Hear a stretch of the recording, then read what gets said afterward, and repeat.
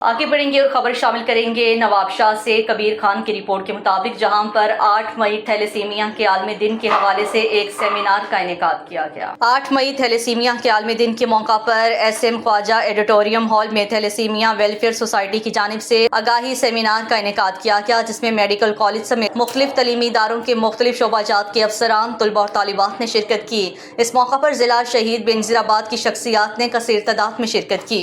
इस मौका पर थैलेसीमिया पेशेंट वेलफेयर सोसाइटी के सेक्रेटरी डॉक्टर मोहम्मद सादिक सियाल ने thalassaemia care centre Nawab Shah के 17 साल की कारकर्दगी के साथ साथ थैलेसीमिया के बारे में तफसीली आगाह किया, जिसमें उन्होंने कहा है कि मुल्क को थैलेसीमिया से निजात दिलाने का वाहिद हल है शादी से पहले थैलेसीमिया का टेस्ट जरूर करवाएं।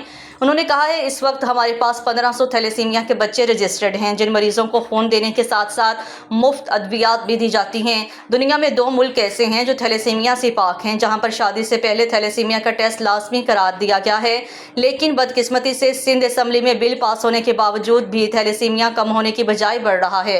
उन्होंने कहा है कि ये टेस्ट प्राइवेट लेबॉरेटरीज में 6000 में हो रहा है, लेकिन हम मुफ्त टेस्ट करवा रहे हैं। इस मौका पर डिस्ट्रिक्ट एंड सेशन जज अल्लाह बचायो गबोल, DHO डॉक्टर असदुल्ला डायरी, सैयद मोहम्मद मुनीर शाह, मोहम्मद इरफान अतारी, मोहम्मद सियाल, मुश्ताक जमाली, चौधरी अब्दुल कयूम आराई, गुलाम नबी चन्ना, मुजीबुर रहमान खास खेली, पीर रफीक, शाहिद खान और खान मोहम्मद पुली मौजूद थे।